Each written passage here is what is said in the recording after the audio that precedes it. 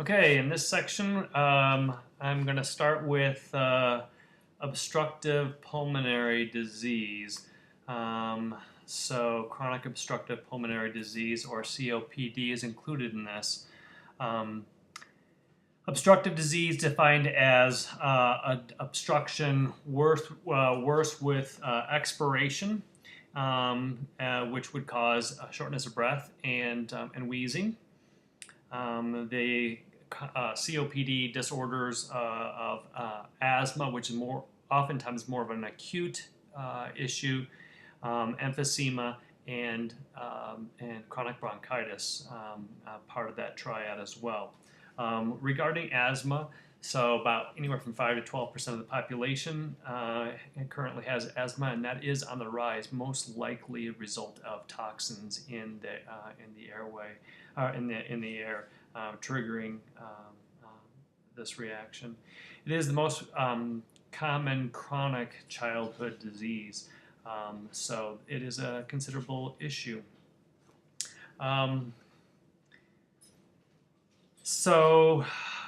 Basically what happens is it's a hyper-responsiveness of the airways, usually type 1 hypersensitivity reaction, which is mediated by IgE. I hope you didn't say IgG. IgE. So IgE mediated reaction, which triggers release of what type of cell? Mast cells, exactly, causing degranulation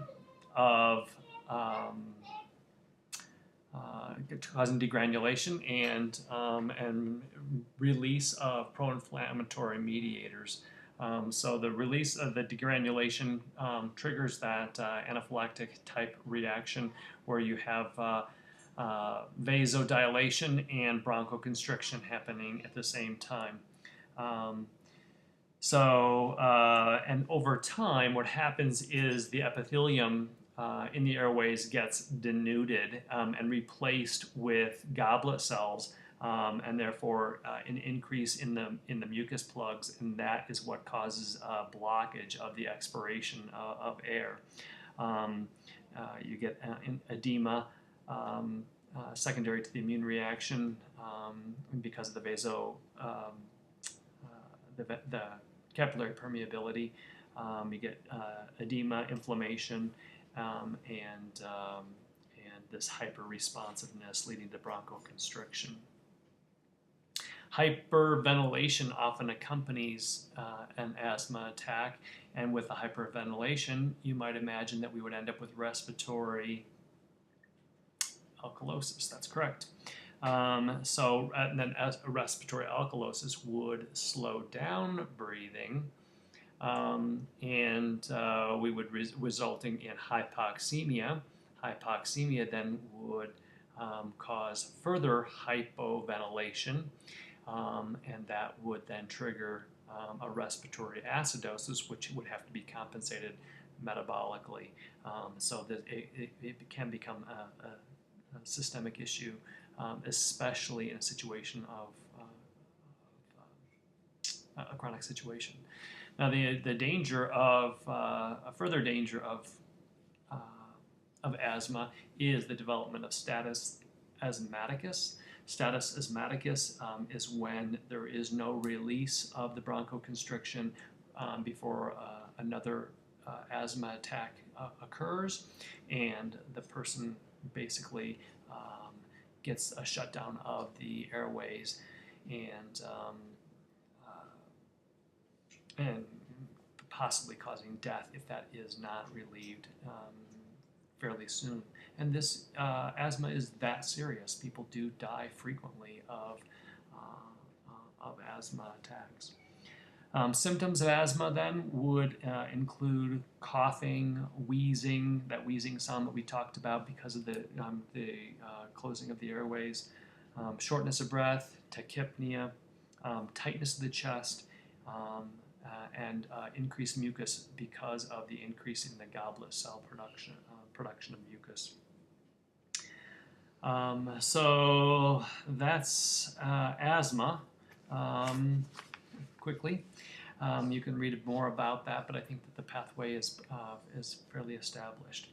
The other aspects of COPD would include chronic bronchitis and emphysema. Those oftentimes run together because those are both caused by smoking.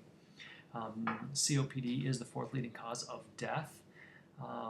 Again, secondary to smoking, but also air pollution, especially in places, third world countries or inner cities where there isn't clean air. LA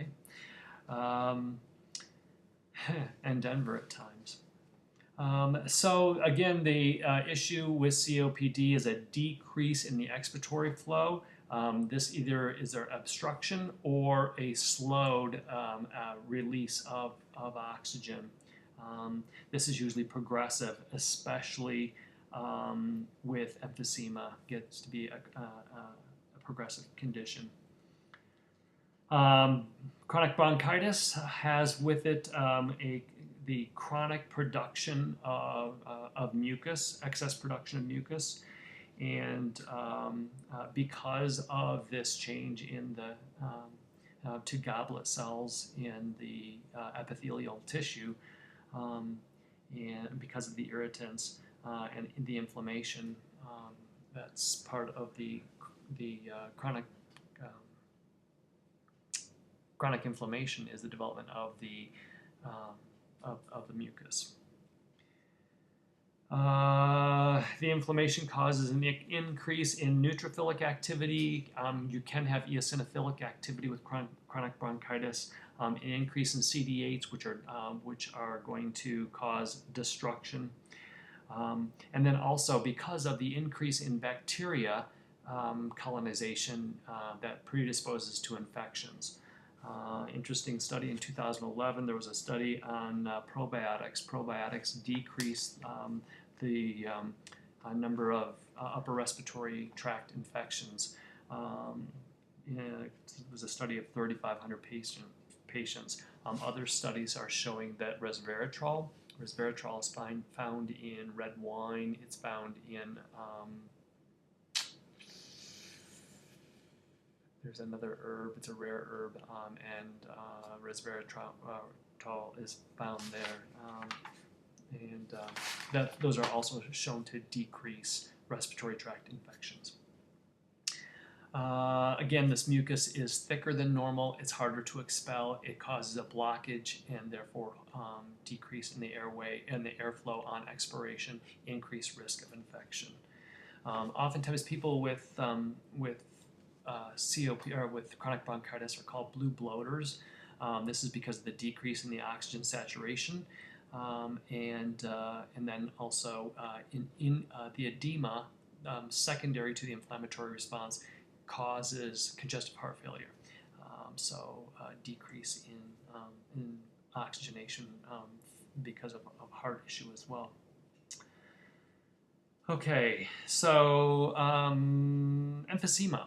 So emphysema, the whole issue with emphysema centers around a substance called alpha-1 antitrypsin.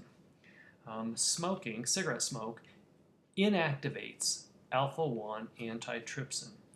Alpha-1 antitrypsin is an anti-elastase. And elastase is something that breaks down elastic tissue. An anti-elastase would help promote that. That's what alpha-1 antitrypsin does.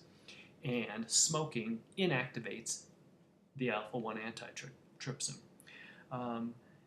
It should be noted that there is a type of emphysema, so people can develop emphysema without ever smoking, because there is a type that is a genetic deficiency in the alpha-1 antitrypsin, and therefore there is a decrease in, or the increase in the breakdown of the elastic tissue of the alveoli. So what happens is you'll lose that recoil. And therefore air can come in, but like our balloon that's been overstretched, the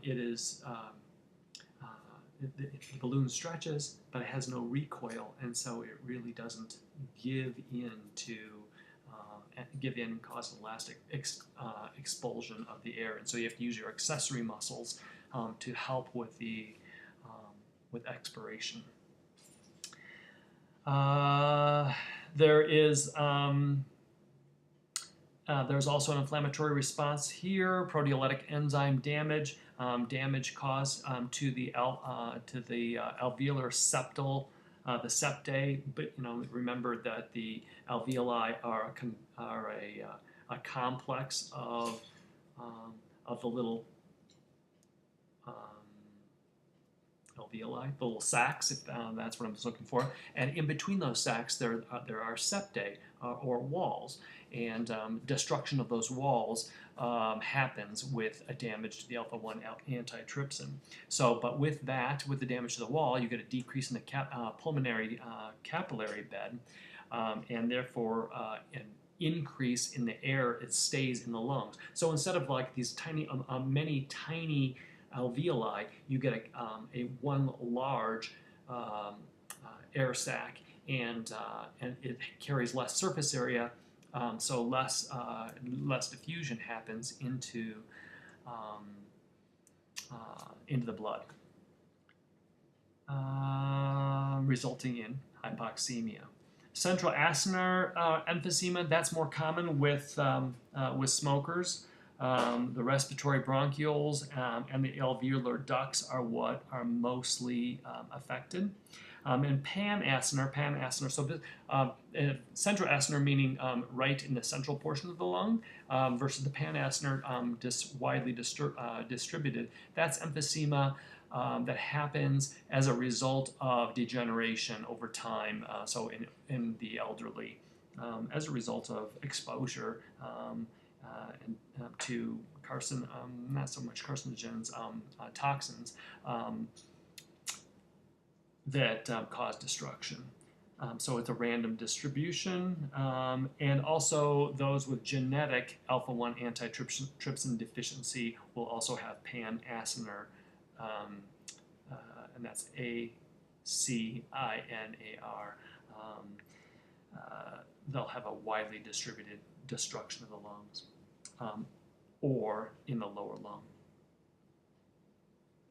Okay, that's COPD in a nutshell. Stay tuned. I'll be back for respiratory tract infections.